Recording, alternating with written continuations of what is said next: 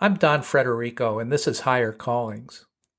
When you hear the word lawyer, what adjectives come to mind? Obnoxious? Overpriced? Untrustworthy?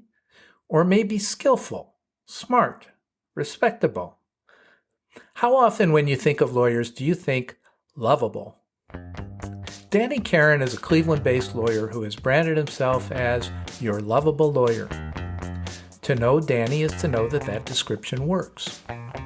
More familiar to some of us as an accomplished class action lawyer who for years ably led the American Bar Association's National Institute on Class Actions. Danny has also been teaching class actions and complex litigation to the next generation of lawyers at some of the country's finest law schools and serving as a television news commentator discussing high-profile legal cases. As your lovable lawyer, Danny Karon arms consumers with the knowledge they need to navigate the confusing web of laws that can affect their everyday lives, what Danny calls their legal wellness. He does so by packaging complex and often tedious material into short video vignettes that are both accessible and entertaining. And he is working on a book that will draw from his real-life experiences to inform and educate consumers about the same types of issues that are the subject of his helpful videos. What could be more lovable than that? In this episode of Higher Callings, I talk with Danny about his career as a lawyer, his leadership of the National Institute on Class Actions, his experience as a law school professor, his foray into news commentary, and his higher calling as your lovable lawyer. As always, Danny's insights reflect his wisdom and his sparkling personality. And so, listeners, I give you Danny Karon, your lovable lawyer. Dan Karon, welcome to Higher Callings. How are you today?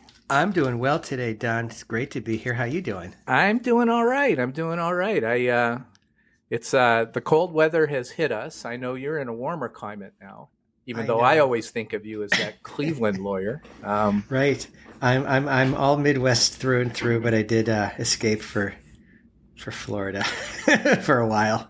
And I'm going to tell our audience they can't see us.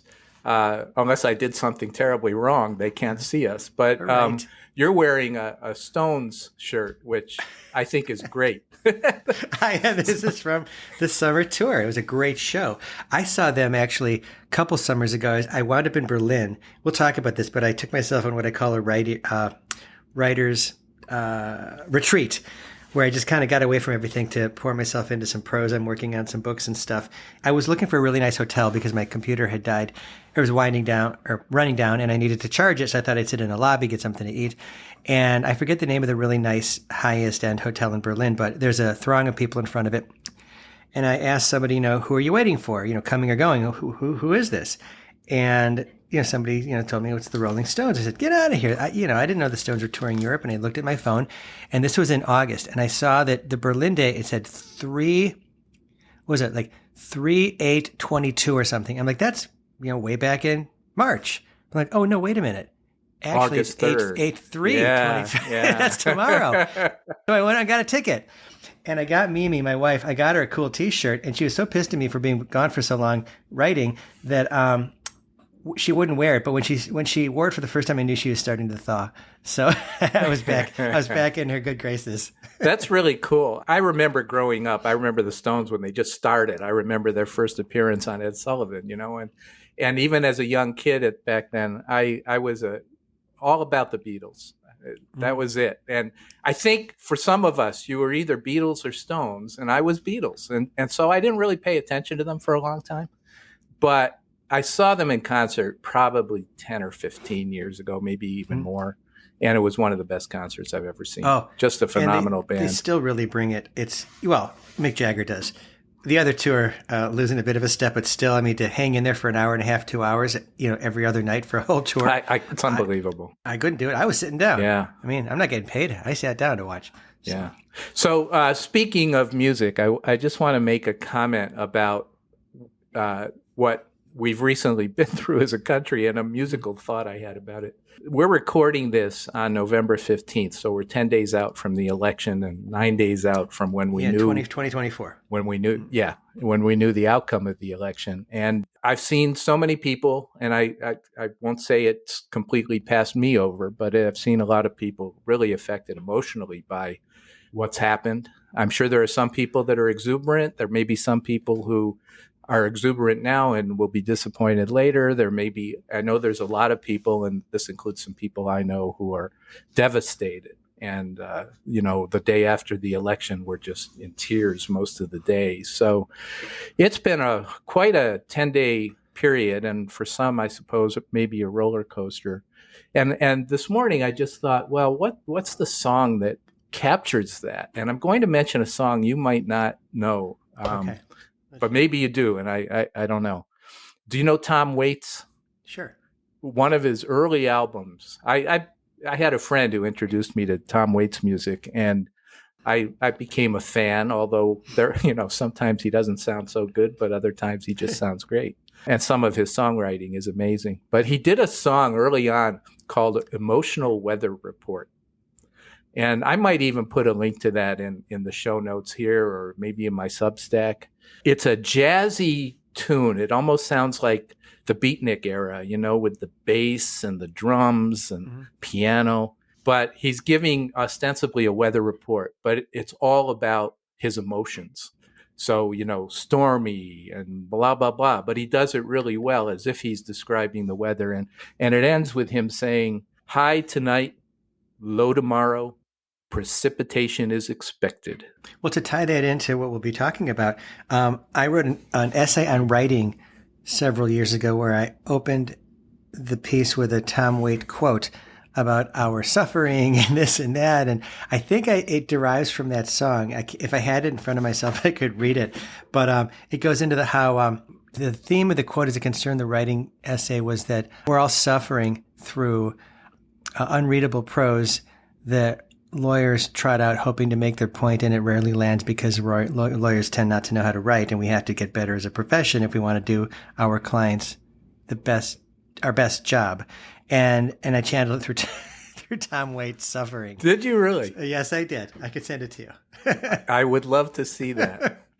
If it's online, I could post a link too. It's somewhere. I have my stuff is all buried somewhere. Yeah. Well, you've got more of an online presence than just about anybody I know. We're gonna get into that a little later through this. But let's start with you, Dan. I think most of my listeners may not know you. There are a lot of lawyers who do know you because of the wonderful work you've done at the National Institute of Class Actions, as well as I'm sure other work too. But let's just start. Are you from Chicago originally? Is it? No, I'm from Minnesota. You're from Minnesota. See, I knew this, and I obviously didn't take notes. But go ahead, talk about your what it was like growing up in Minnesota. Sure, you betcha. It was cold half the year, I'll tell you that. Well, what's interesting is, just to jump ahead, my dad's a lawyer. He doesn't practice anymore. He and my mom are in Scottsdale half the year, as you would hope. So let's see, it's a little early, but I'm sure he's golfing today. But that Robbins Kaplan firm? Sure. Right. So back in the 60s, Solly Robbins, the patriarch of the place, was the only guy who would talk to the Jews graduating from the University of Minnesota. So my dad was like his 7th or 8th hire. And it was just a bunch of guys from Temple who had a firm trying to make it happen and see what they could knock out. And Solly would actually I wouldn't even say I modestly knew him. I mean, I was like a little pisher. Like, what did I know? There's just an older guy with white hair who'd come over every once in a while because we actually had a swimming pool, which is unusual because there are not a lot of pools in the Twin Cities. In fact, I had a pool cleaning company when I was in high school, and believe me, it was tough finding business. But he liked the pool because nobody else had one. So he'd be over, and he was my dad's mentor, and my dad learned from him and helped grow the firm and began doing plaintiff's work. And 25 years in, my dad left to start his own firm and became president of Minnesota Trial Lawyers and all this other stuff. And I figured that's the way to go. So, I experienced all that when I was growing up at home in Minnesota. What I didn't do, and I don't know whether this is the right thing or not. I mean, tell me what your thoughts are, because I know people differ. Maybe it's a function of circumstance, but he had a nice law firm and stuff. And I finished law school And I was at Ohio State because my wife, Mimi, was getting her master's at Case. So I wanted to be in proximity to her. We finished at the same time. And, questions like, where are you going to go? Because we were together. And Chicago's in the middle of Cleveland, where she's from, and Minneapolis, St. Paul. Let's not overstate it. Not from Minneapolis, from St. Paul. So we went there. Yeah, but, I could have gone to, join his firm, but I was attracted by the allure of like a big city with a big firm. So I got a job at some big firm with a lot of glass and granite, but it had like a circular interior staircase, and I thought that was the coolest thing. The love affair, it wasn't even a love affair. I guess it was one way. Wore off after about a week when they sent me out to review documents for the next like 6 years, because that was back in the day. So I never went in with him, and I was always wondering whether that was the right move or wrong move. But we can fast forward in a little while to what ended up happening as it concerns me and him professionally, which I think is a cool kind of reconnection that happened like 25 years later. Sure. So that was kind of my humble beginnings in the Twin Cities, channeled through kind of the law lens, since that's kind of our space today. But it was great. I love going up there. In fact, a buddy of mine, Vince. Sure. A mutual friend of ours. Yep. He's got Timberwolves tickets. He said, why don't you come up for a Wolves game? I said, let's do a home and home, meaning we'll go to a Wolves game one night and a Wild game the next night. Because I've never been to a Wild game because my parents aren't home for the winter. I don't even know who the Wild are. The Minnesota Wild, the hockey team. Oh, okay. I'm not a hockey guy. Oh, that's right. You've told me that. More a basketball guy. You've told me that, right? Because I've asked you about the Bruins, and you're like, you always take a pass. It's Celtics all the way. So I'm going to head up there in a couple months, and that'll be super fun. Cool. But I love it up there. So you grew up there, and then you ended up you then went to Chicago. You went to law school in Chicago? No, I was at Ohio State. See, I don't know any of this. Why do I not know boy, this? we got. I should. This. I'm sure I knew it once. I know. Maybe this is probably at the beginning of our journey, so it's like 20 years old. Forgot it. Yeah. But no, I was at Ohio State after Indiana. My wife and I met at IU, which that's crazy season. I mean, just to give it a timestamp, this is the 10-0 season, folks, which could come to a crashing halt in 2 weeks in Columbus, because it'll be like the only test, and we'll see if the football team's for real. Yeah. But we met at Indiana, and then finished graduate school, moved to Chicago, and we were there for like 8 years until it came time to have our first of 2 kids. And the city, was expensive. Nobody had kids, and there's no family. And as between Minneapolis and Cleveland, she said, we're going to Cleveland, where she's from. And I said, we are? And she said, yes, we are. And I said, okay. And we did. You're a good husband, Dan. That's right. Although Cleveland's a great city, but, following your wife, you're a good husband. Yeah. I'm sending her this link. And mark the record for where we are in this link for that comment. And, we were there for like 25 years. We literally just moved to Florida 2 weeks ago. And we're going to split time between here and Chicago because we're lucky to have our place there. And I'm keeping the office in Cleveland because I'm keeping a presence there for as long as I'll keep doing this. And I'm still a Cleveland lawyer. That's how I'm going to market myself. And that's how I define those are my pronouns, Cleveland lawyer. And I'm trying to, do a little bit of everything. And it's well, it begs the question for me: what states are you admitted to practice in? You're admitted in Ohio. What about Illinois? Ohio and Illinois. And what about Florida? Are you going to practice from Florida? No, I don't. You know what? I don't want to practice down here. Yeah. I don't want to chase cases and I don't care enough to generate. Well, we're going to talk about kind of your career transition anyway, so we'll get there, and people understand why you're. Why I don't care. Why enough, you don't care that much. Yeah. Tell us about your legal career. What did you start out doing? I mean, other than the document review that you mentioned. You advanced from there. I wanted to do. I called it victims work. Just helping people really in a pinch, and I didn't like the blood and guts aspect of it that my dad experienced. So I wanted something more antiseptic. So I thought consumer or commercial plaintiffs class action work would fit the bill. Put us in a time period. Oh, this is so. I got out of school in '91. Yeah. So I was doing class actions in Chicago for like 7 or 8 years or something like that, and like I said, I called it victims work. And the realization I had later, and I know you're of this mind, and you'll tell me if I'm right, is that victims reside on both sides of the V. I always thought the plaintiffs were the victims, and often you've got defendants getting chased down and shaken down and wrongly sued and they're feeling it and going through it, and it's really not okay and not fair by these, overeager, overzealous entrepreneurial plaintiffs lawyers, because they're not driven by victims or clients, they're driven by lawyers, these cases. And I didn't think that was okay, which is what moved me toward doing plaintiffs and defense work, which I think is a really nice mix. Yep. Because it's hard. It's hard to live your life, on a contingent fee basis, where you don't know when you're getting paid next. Yeah, and we don't need to. Really helps. We don't need to get into this, but I always thought, and still kind of do, that you need to be on one side or the other. Because if you're arguing for class certification, you're making the opposite arguments you would be making in the other case where you're arguing against class certification. But that's my bias. There are many lawyers who are doing what you're doing, which is representing both sides, and there's nothing unethical or wrong about it. I just didn't like the feeling of doing that, so I never did. I always was on just the defense side. Yeah, you're not alone. A lot of people are. The way I think about it isn't so much a function of the law, and I can't argue, different approaches to the law. I think it's more a fact-driven thing, and the law is what it is. And if the facts support one outcome or the other, hopefully I'm on the right side of it.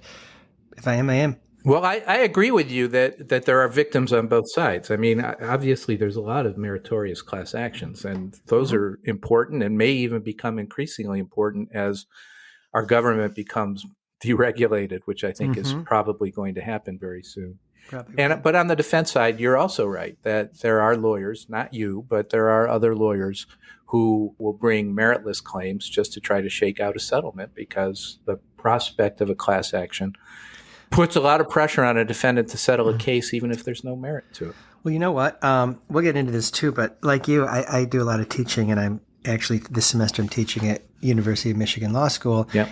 For my last class of the semester, I had she's general counsel for Canada and AGC for U.S. of a big, Fortune 50 brand, and I wanted her to relate to the students what it's like to get sued. That's a great idea. It's not just an antiseptic, shoot from the hip, no consequence type undertaking where you have a law degree and you can fire off a complaint, but it has real effects and consequences to businesses and to people. Like if it's somebody's product line and it's their life's work and they really stand behind what they've done and their science, and somebody questions it and tells the world that they're a fraud and a phony and, should be strung up.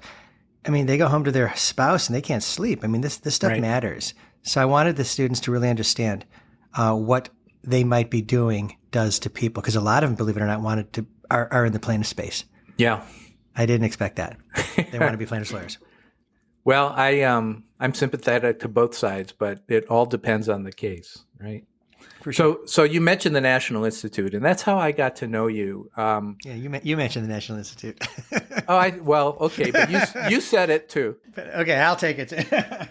So I got to know you, oh God, how long ago was it, Danny? 15, 20 years ago? Well, I was before running it before you were running it. Yeah. It's been 3 since. I ran it for 13. There's 16. Add a couple, close to 20. Yeah.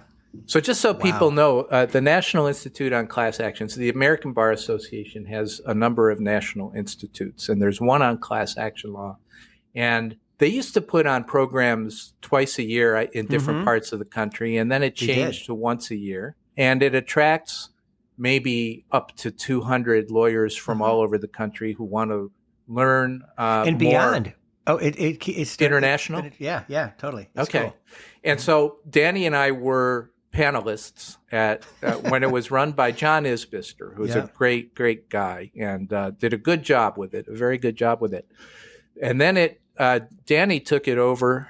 How long did you say it was? How long ago? 15, 16 years? 13 years I ran it, yeah.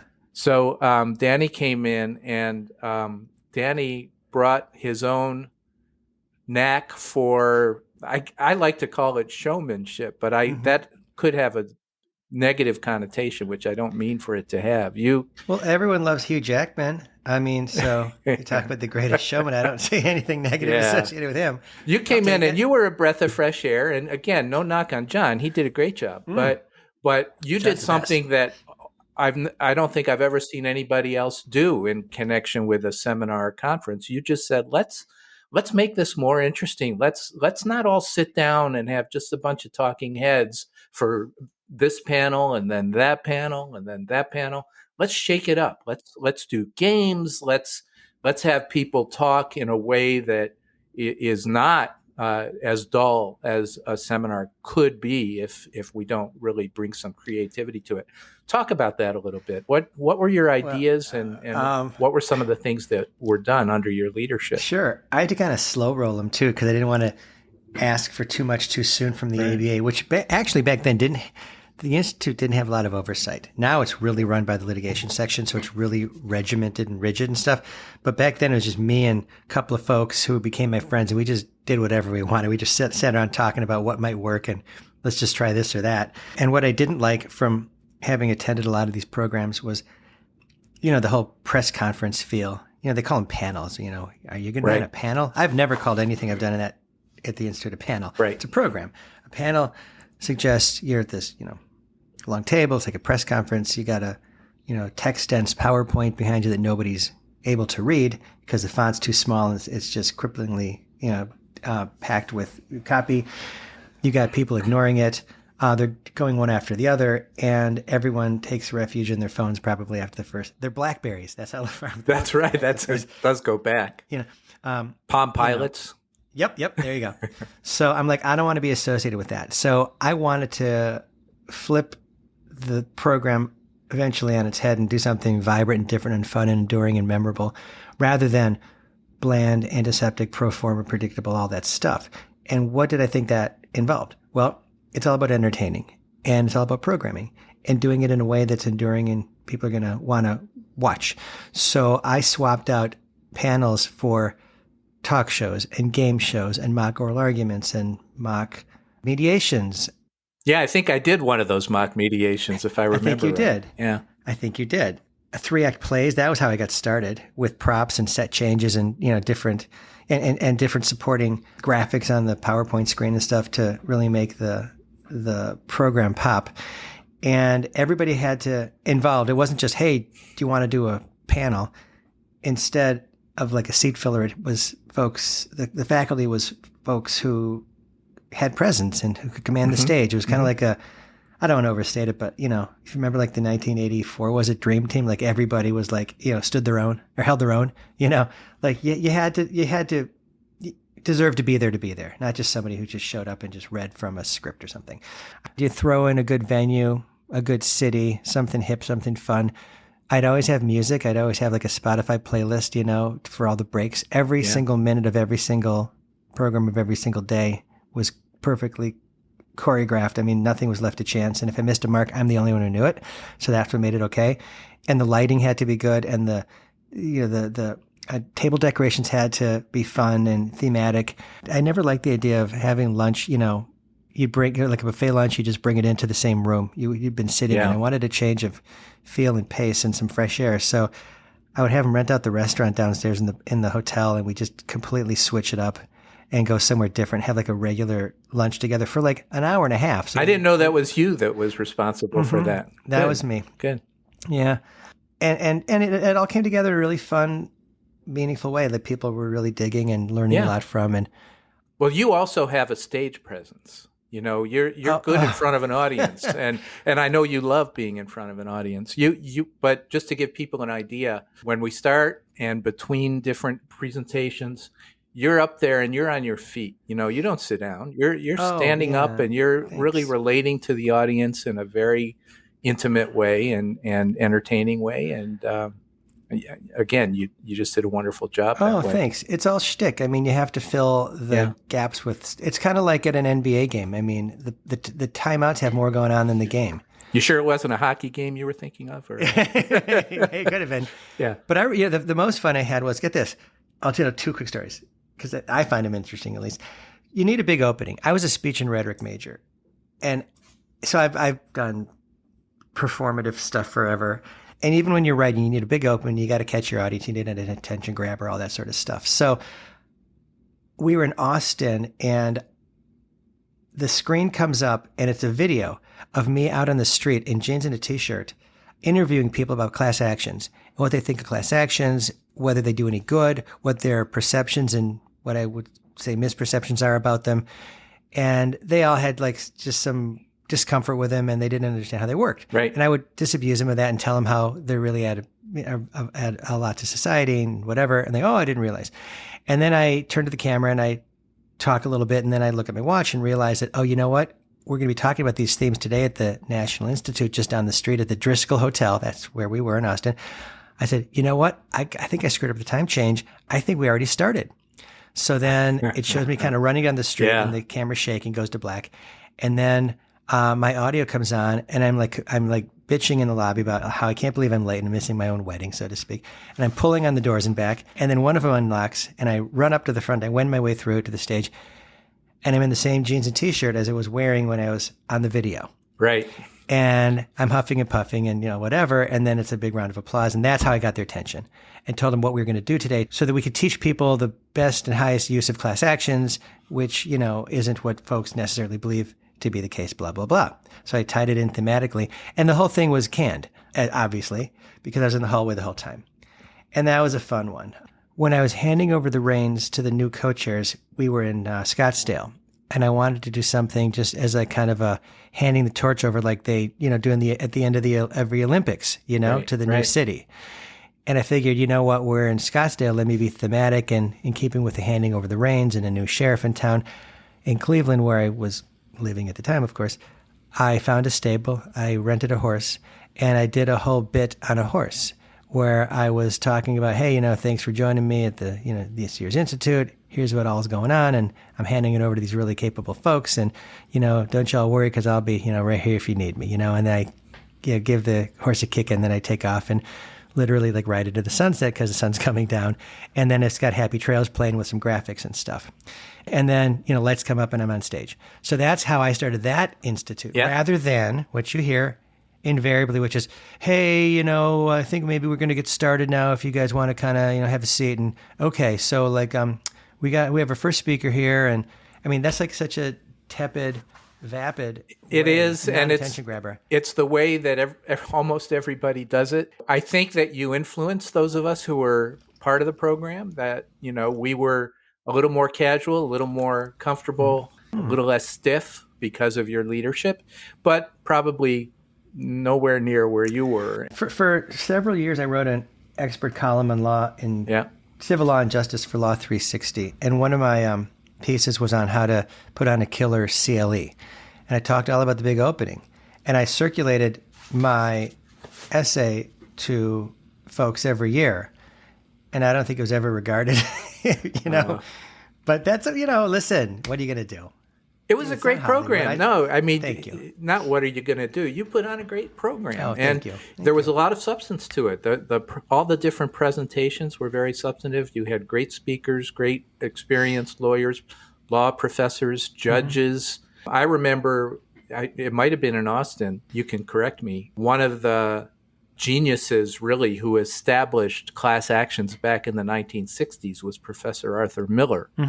And you had done a video, or I don't remember if you had him live or if it was a video you recorded. I had Arthur live in Vegas. Okay. And via video in, I think I was still running it. It might have been the year before Austin. But yeah. What I'm remembering is the video. Yeah. And it's hard to get somebody like Arthur Miller, I would imagine, to speak at an ABA program and be recorded on video and all.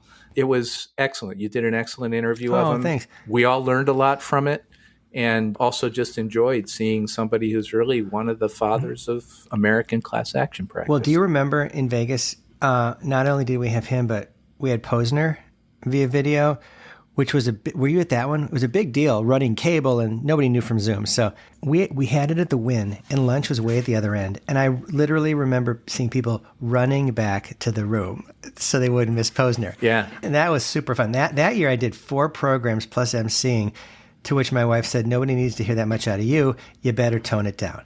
I'm like, okay. So, whatever.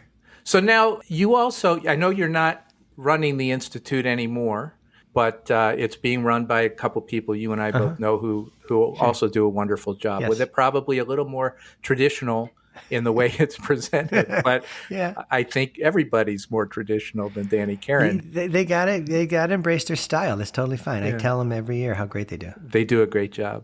In addition to that, you also teach, and you mentioned it, I think, briefly that you teach at Michigan. I wonder, I know you also teach at Ohio State. I wonder who you're rooting for when you're at the games, but I guess it would have to be Ohio State. Well, when you they're know, it's playing funny football. you should say that. You know that Ohio State sex abuse case involving that wrestling or that coach? Yes. So that's my case, and it couldn't be going worse. And I can't believe the tack Ohio State's taking in just holding out and playing and just, I don't know. Is that case still going on, Dan? Oh, yeah. They're entitled to relentlessly defend this thing, but it's like, good Lord. It's been going on for a long time. It has, but I'm not the biggest Ohio State fan these days. Okay. I'll tell you, I won't be rooting for them against Indiana on next Saturday. Okay. But anyway, you've been teaching. You teach at Michigan, and I think you're teaching class action practice or something. Yeah, like that. it's, what did I call it? Consumer class actions and complex litigation. Is it a seminar or a lecture course? It's, not sure what the difference is. It's every other week for 2.5 hours. It's 1 credit hour, and I just handed out my final. So I'm not sure what you... How long have you been doing it, Dan? This is my 3rd time at Michigan, and I tend to alternate between Ohio State and Michigan. It's such a specialized course that neither OSU nor Michigan offered every year. So the off year, I've been doing the other. Yeah, I think most law schools don't necessarily have as you know, I've been teaching class action law at Cornell and at Boston College Law School. And are you BC this year? I'll be there next semester. Yeah, so starting in January. How many kids do you get usually? Last couple of times I taught, one at BC and then at Cornell before that, I had about 25 students. Really? And that was the cap for adjunct professors. They don't want you to have more than 25. I hit my cap at Michigan, and then I had some drops, So I wound up at 14, which that's enough finals to grade. 14 is not bad. I mean, I had smaller classes than that when I started teaching. Yeah. It's a great thing, and I guess I'm a little older than you. You're not a youngster anymore, but I'm a little older than you. And at this point in my career, I feel like my highest and best use is just trying to teach the next generation, or maybe it's actually 2 generations. It could, I could probably be their grandfather of some of these students. Well, but what was cool is, I was completely available and still am for anything they need, including job stuff. Yeah. And more than one, meaning several, I guess, enlisted me for that purpose. And I helped a lot of them with interviews and people I know. And helped one of them get a job, actually, which is really cool. So how do you bring your talent of entertaining while instructing to the classroom? Well, I told them to start out that I wasn't interested in just a monologue. I wanted it to be interactive, and, they kind of shrugged a little bit and didn't kind of take me that seriously. So maybe the turning point this semester was, and it depends on, it doesn't really depend on the kids. Like, it depends on how much you want to push this sort of thing. And here's what I did. I pushed it pretty hard. There was a module on the case killers, like Concepcion, sure, Spokio and TransUnion, those things. Some of the Supreme Court decisions that have made it more difficult to bring class actions. Yep, that aren't making it any easier. So I figured it's one thing to describe the text, obviously, but it's another to make it really come to life. So I just argued, maybe a year and a half earlier, a Spokio motion to get through a dismissal effort. And I had all the briefing and stuff.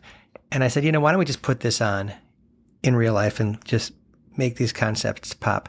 So I said, I emailed the night, I just had this idea the day before class. So I said, I need 5 volunteers, like 3, maybe 4 volunteers actually, 2 and 2 on the plaintiffs and defense side. If I don't get 4 volunteers by 5 p.m. today, I'm just going to pick people. And I got 1 volunteer, and she wanted to be the judge. I'm like, what? It can't be the judge. No. So 5 o'clock comes and goes. I'm like, you know what? Screw it. I took the briefs. I reworked them. I divided them all up 14 ways, 7 and 7. And I gave everybody 4 minutes worth of content to argue. They each had a section, and I emailed them all their assignments. I said, everybody's getting up tomorrow and arguing. Wow. So when it came how long was your class, by the way? 2.5 hours. Oh, okay. Oh, there's plenty of time. Yeah. So when it came time for the first kid to argue. I'm up in front. He starts kind of making his argument from his seat. I said, I don't think so. I said, there's a lectern up here for a reason. Get up here. So he's like, what? I'm like, uh-huh. So they all line up and he gets up there. He makes his argument. I'm sitting in the audience now and I'm playing judge and I'm giving him questions and stuff. And the coolest thing about the experience was after each of them finished, they all gave each other snaps and stuff and like kind of desk raps because they were all super, super supportive of each other. It was like really, really cool. Yeah. So I got them all interested that way. I had a robust number of guests to help keep things fresh. I gave them a lot of practice things, like for instance, retainer agreements, what to have in a client contract when you sign them up so that you don't get screwed. Co-counsel agreements, because your co-counsel are a lot more apt to screw you than a client. What to do and what I've learned after over 30 years so as to not get jammed on something like that. And you learn, what things you can infuse into the curriculum. Like I started actually at Columbia and I was pretty stiff because they were stiff and I was stiff and it just didn't really land. I got to the Midwest, I started teaching, with some more laid back kids and they were more susceptible to this sort of stuff. And then by the end of the semester, as I had guests show up, I said, listen, they're all real eager to get involved. I mean, they're totally used to it and they won't be surprised. So feel free to call them people or whatever. And they're totally cool. And they are, and they were. And that's what kept the class super fun and fresh. And then the last class was on Halloween, actually. So I brought decorations and candy and stuff. And it was fun. That's great. So what do you think of this generation of future lawyers? What's your impression of the 20-somethings that I assume most of them are in their 20s that you're teaching? Who knows? I mean, I can only speak to the 14 that were sitting in the room, at least in so. But you've taught more than one class. Yeah, but I know. But now I'm going. Well, I guess so. Last couple of versions, they're okay. The students this year were impressive in that they actually had really thoughtful questions and really went a couple layers deep into things, which showed initiative and real assertiveness, which they didn't have to do.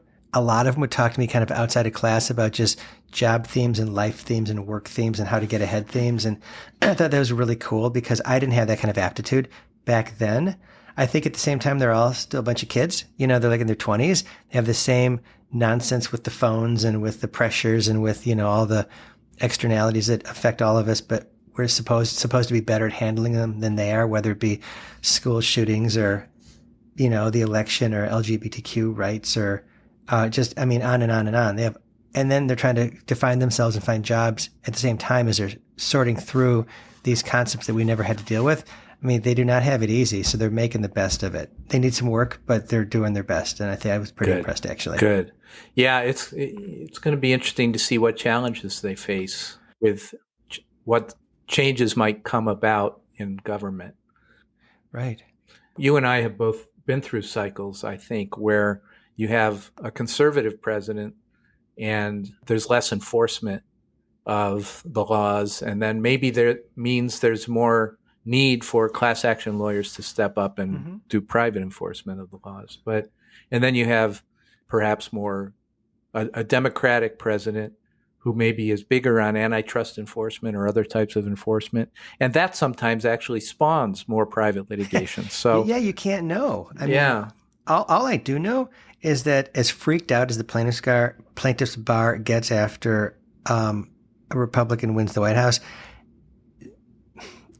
they've never been at risk. The plaintiff's lawyers are always going to find a way to survive and to make money. It's not what happens in money. It's not what happens in the White House as much as what happens in the Supreme Court that makes the difference. Which is a function of what happens in the White House. Yeah, of course. Of course. But yeah, you're totally right. But it's the decisions like the ones you mentioned that really affect whether there's going to be a lot of plaintiffs' class actions. Well, Trump will probably get 2 more picks. Yeah. If you think about it. Thomas is going to bail out. Bet you anything. Yeah. And Alito probably. Crazy. What do you tell your students about the practice? Instead of beyond just telling them about how to be a class action lawyer, what do you tell them about the future of law practice for them and what they might be thinking about as they're starting their careers? It's funny. Our last segment of the last class was the future of class actions, and I had some esteemed guests. Let's see. I had Elizabeth Cabraser, Wow. John Beisner, and Judge Phil Calabrese, who sits in the Northern District of Ohio. That's really 3 heavy hitters, real heavy hitters. Yeah. I brought them top talent. Yeah. Had Paul Bland came in and did arbitration. Who else? I mean, the list went on and on. It was really cool. I tried to give him like an all-star cast. But Elizabeth put it best. She said, I'm an eternal optimist. I think we'll always be okay. You just have to be. I always tell them, it's not about not cutting corners so much as it's about just being honest and owning when you screw up, because you're going to screw up plenty. Mm-hmm.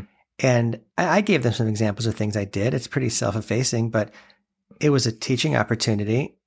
And I thought it was worth it, where you blow something and you appeal to someone's good nature, and because you're a gentleman or a professional or gentle lady, and you want to, you're asking for a break, you'll often get one, because nobody wants to jam anybody. But boy, if you don't give, you don't get. I remember when I started out, listen to this. In the old version of the Ohio Rules of Civil Procedure did not allow for a reply brief. Okay. For any kind of motion? I think it was for any kind of motion. Okay. Absent leave of court. Yep. Of course. So it was a motion to dismiss in a cell phone fraud case or whatever. This big defense firm is defending this case, and I don't know this guy on the other side. He's since become a very, very good friend of mine, which is nice. That's like the best kind of friendship. Yeah. So, and we kid about this now. We taught together at Columbia. I had him come in and he ripped me about this following. And I'm like, yeah, that was me.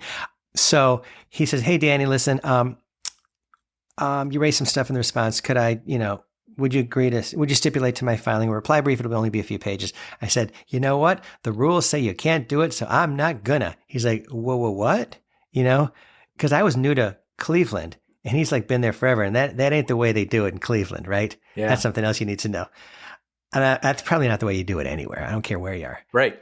So I said, you don't do it that way. You don't do it that way in New York either. Let's be honest. So I said, and now I'm like, I got to stick to my guns, right? I'm like, no, you can't do it. So he moves for leave. He gets it. And I still win the motion, but he's pissed. And he was pissed at me for a long time. And that affected the case because, I'm not getting any favors from him. But we got past that. And I learned that is not how you play it in law as in life. I mean, you just be good to people and they'll be good back to you. Yeah, I keep hearing about this breakdown in civility among younger lawyers. And by younger, I mean people who are probably in their 30s or 40s. I haven't really witnessed it, but I wonder how serious the problem is. Civility was such a big deal when I was coming up in law. And in fact, to the point where there were guidelines on civility that the Massachusetts Supreme Judicial Court adopted. They're not binding, but it's what you're expected to do as a lawyer. Expected, right? What's funny you said that because I actually wrote an essay with Judge Calabrese before he was a judge with Phil. Is a defense plaintiff's kind of perspective and how we have to learn to get along with each other and what our misperceptions. How did I put it? Not what we think of the other side, but what we think the other side thinks of us and how that perception is wrong. And we just needed to kind of get past that and talk about how we're all in it for the right reasons that we believe in and we should respect that and whatever. And we published it 2 places, in Inns of Court magazine, and because they're big into civility, and in Law 360.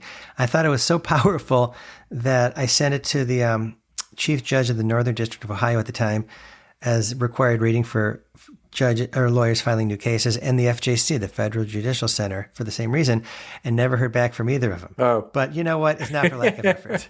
Well, it's noble of you to try anyway. Well, actually, that gets back to the National Institute in this sense. Having good relationships between plaintiffs' lawyers and defense lawyers is so valuable, especially in a class action practice, but maybe in other civil areas too.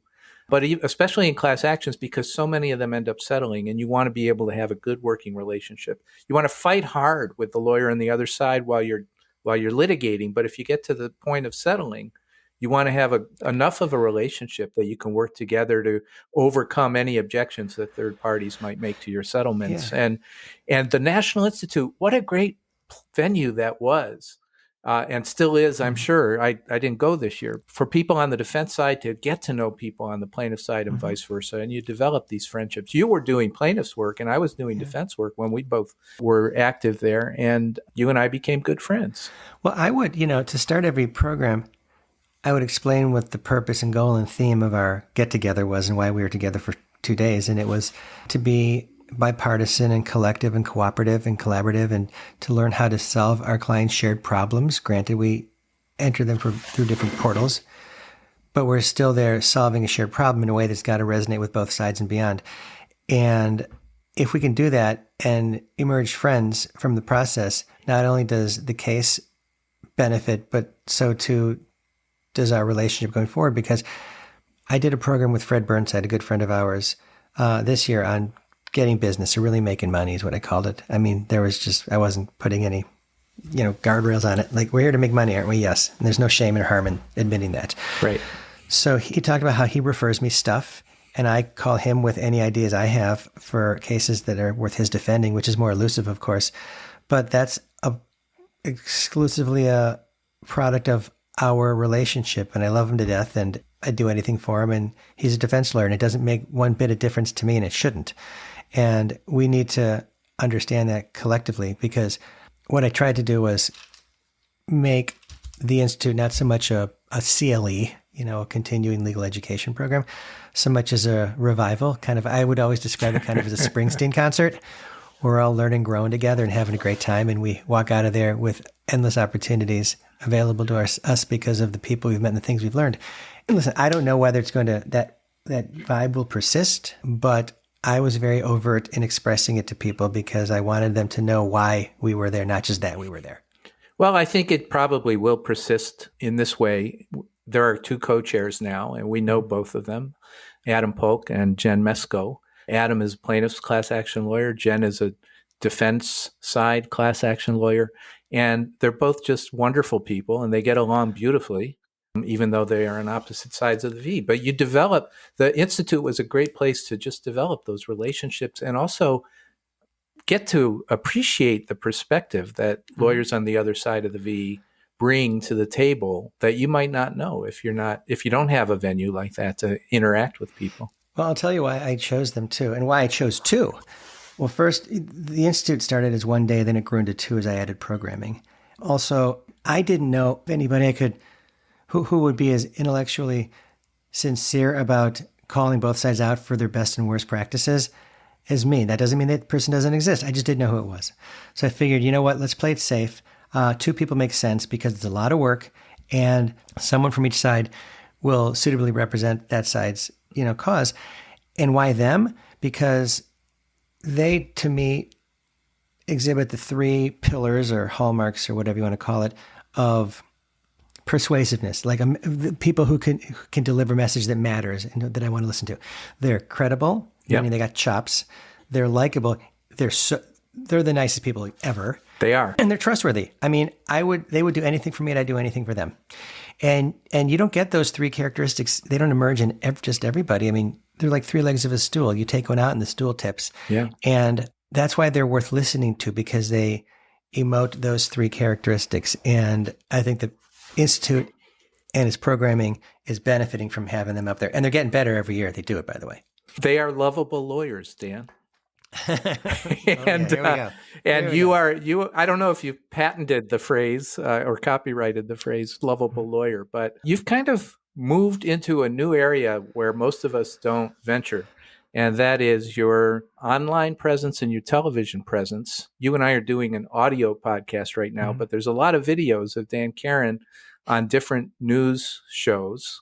They're not always news shows I'm familiar with. I don't know where they're from. And you started in kind of I don't know how to describe the entertaining way you began. I started in my basement with a green screen. You wore costumes and you had these virtual sets. Mm-hmm. I was looking today at the one you did about Christmas shopping, and you were dressed up as an elf. Yeah. There's the North Pole one. Yeah. And then closer to home where I live, right now we're less than 2 weeks away from Thanksgiving. You did one with Plymouth Plantation in the background, and you were dressed up as a pilgrim. Yeah. And so I know now what you're doing, I think, is a little more serious in the sense of you're on news programs and sometimes diving pretty deeply with the broadcaster about a different case or sets of cases. But tell us about how you started out doing this and why you do it and how it's evolved for you. After 30 some years of practice, I concluded that there's this bias against access to justice where people who deserve it the most tend to get it the least. And what that means is that people, everyday folks, don't know they have legal issues or don't know how to resolve the issues if they notice them or don't know who to help implement that resolution or can't find a lawyer or can't pay for a lawyer, stuff like that. So I wanted to do something to bridge that gap to make the law more accessible and available and less elusive to people, because lawyers, you can't find them, you can't pay for them, you can't understand them. Hell, we got our own language called legalese. It just makes no sense to everyday folks. So what about a kind of a DIY law degree where an ounce of prevention is worth a pound of cure, where you have a little bit of legal aptitude you can take with you, whether it concerns what to do if you're in an auto accident or what to do in traffic court or forced arbitration clauses or why you need a will and trust, any number of topics that you just don't get access to without having to pay for it, if that is you even notice or know you have a need for that information. Because I took a look around the daytime, call it TV and internet landscape, and I observed a couple things. One, I saw that there's a lot of emotional wellness content out there, like Dr. Phil talking about how to be safe and sound in your mind and body. There's also a lot of financial wellness content out there, like Jim Cramer talking about how to set up a 529 for your kid or a 401k for yourself. But where it comes to that third essential wellness bucket, legal, which when it tips, it spills into the other two because you freak out and you go broke. There's nothing out there except these trumped up courtroom shows that show up after things have fallen apart that are more exploitative than they are preventative.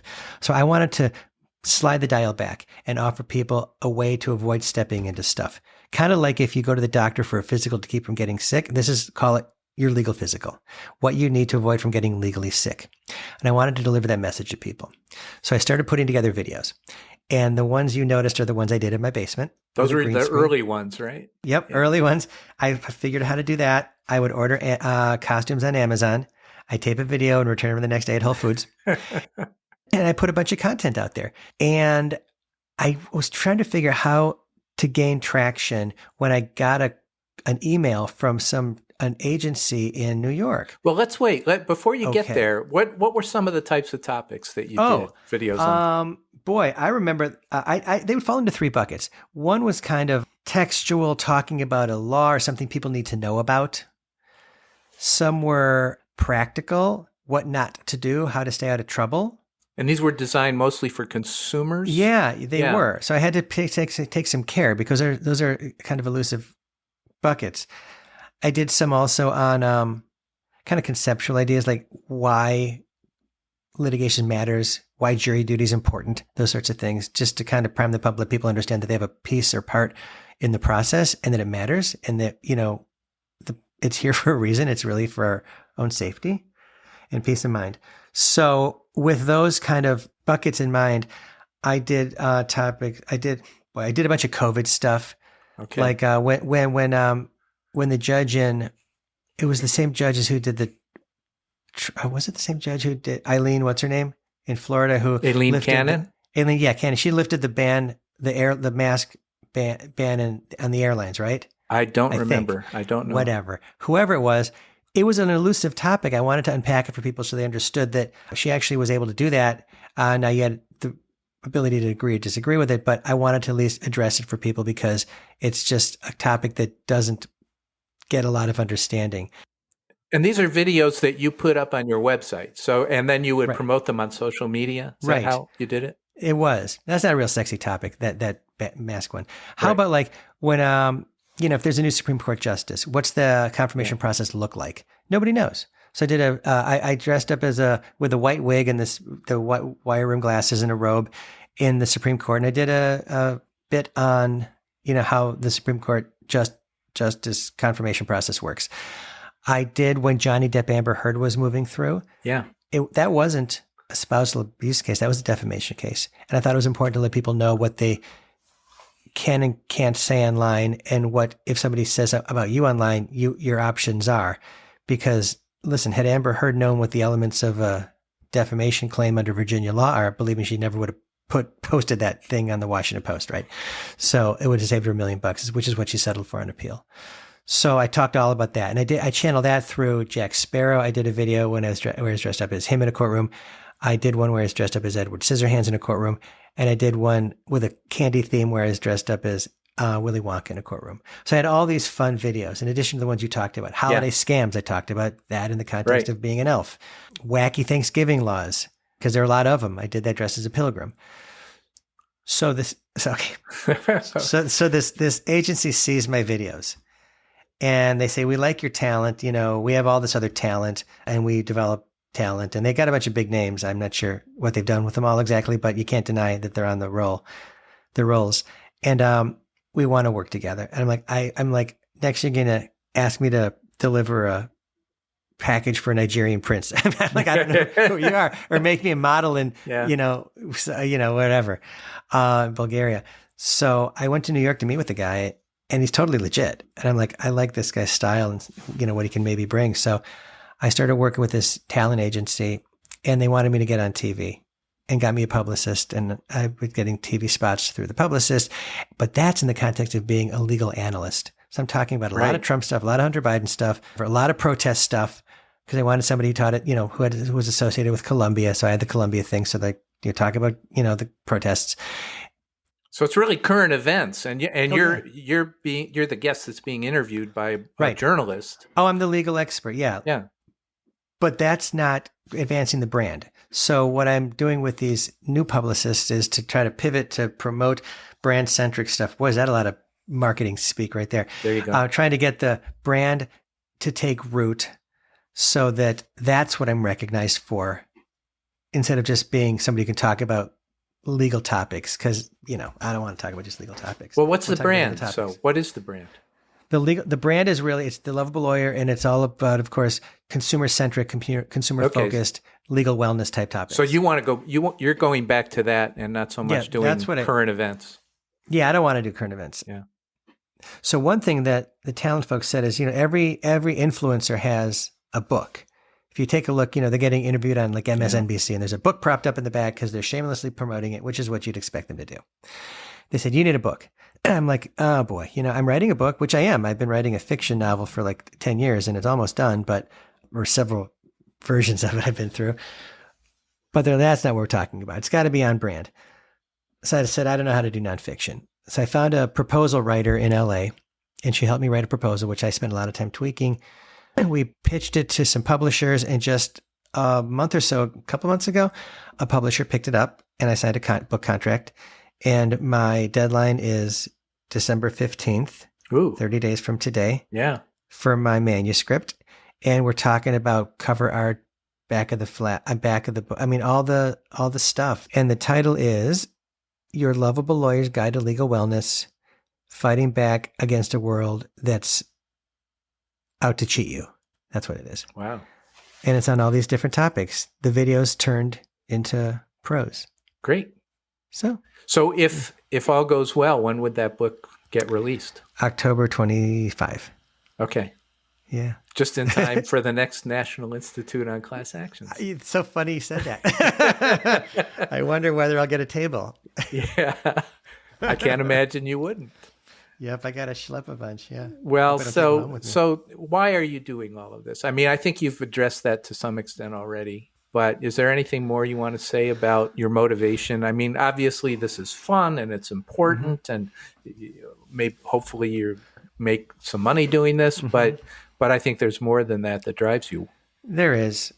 If I wanted to make money, I could spend my time at work and side hustle-wise doing anything. I mean, I could, I guess, maybe do law exclusively or day trade or flip houses or whatever, but I want to make a difference. I want to leverage what I know and what I've learned in terms of helping people get out of problems, avoid problems to begin with.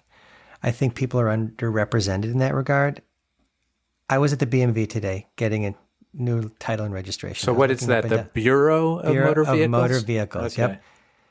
It was a mess. And I was looking up and down the line thinking, if somebody's insurance denied them coverage like mine did a year and a half ago, which had the potential to cost me $250,000, I did the math, would they know how to push back and get the insurer to change its mind? Would they know that pushing back is even an option? Yeah. If they did, Would they know who to ask? Could they find a lawyer who had the capabilities to do it in a way that would make them money? And the answer to all those questions is no. I have a chapter in my book about that experience because it will present to varying degrees in varying ways, whether in the context of insurance or your cell phone or whatever, where you're getting screwed and you want to push back. And you know what? By God, you actually can. And it's okay to. And you don't ask, you don't get. And I want people to know they can ask and they can get. Because I try to make all the stories in the book, all the topics personal to me, channeled through things that happen to me, because I get stuff happening to me like everybody does. Yeah.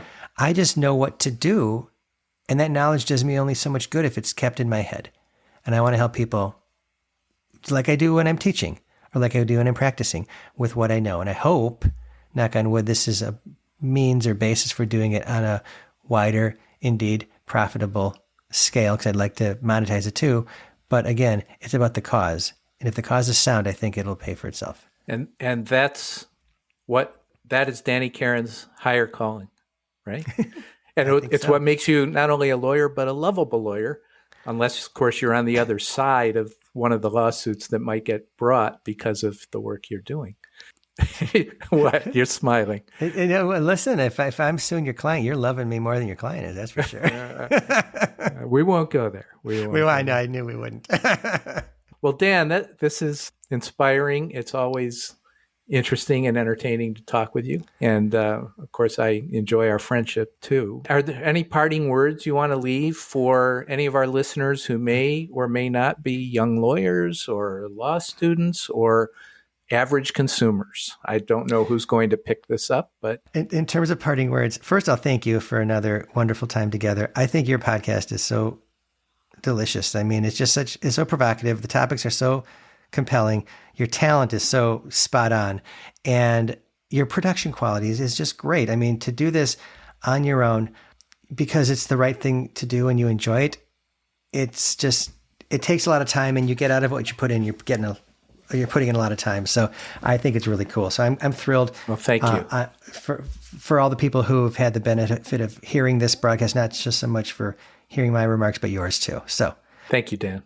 And then going forward, listen, for young lawyers, there's a lot of hangups with the practice, but I wouldn't trade it for the world. I think it opens up doors and opportunities and gives you power and confidence to do with whatever you want, whether it's practicing law or getting into other areas that are law-centric, like my writing, it's a legal thriller. Teaching is teaching law. Influencing, it's a legal influencer. Do what you want with it. Change the world, because if society ended today and we emerged from our shelters in 6 years, the two jobs that would be essential to rebuilding the world would be doctors, because you need your health, and lawyers, because you need rule of law. And that's the space we're in. So go for it and embrace it and have fun doing it. Dan, thank you very much. Those are great words to live by and to remember. So thank you. And maybe next year I'll go to the National Institute again. Where's it going to be next year? It's in Dallas. Okay. Exactly. That's a long way from where I live, but yep. Maybe when they're back in the Northeast, I'll go. I know. I say it. I'm sure I'll be there. But it would be great to see you, and if you're ever come this way again, I might have a mediation in Boston. If I do, I'm going to let you know. Oh, good. Okay, great. I'll let you know. Dan, thank you. Mm-hmm. Oh, thank you, Don. It was great as always. Take care. You too. This has been an episode of Higher Callings. Your host is Donald Federico. Music is provided by Fancy Mountain, and our logo was designed by Matt Pedro. The associate producer is Brian Federico. Higher Callings is a production of Federico Media, LLC.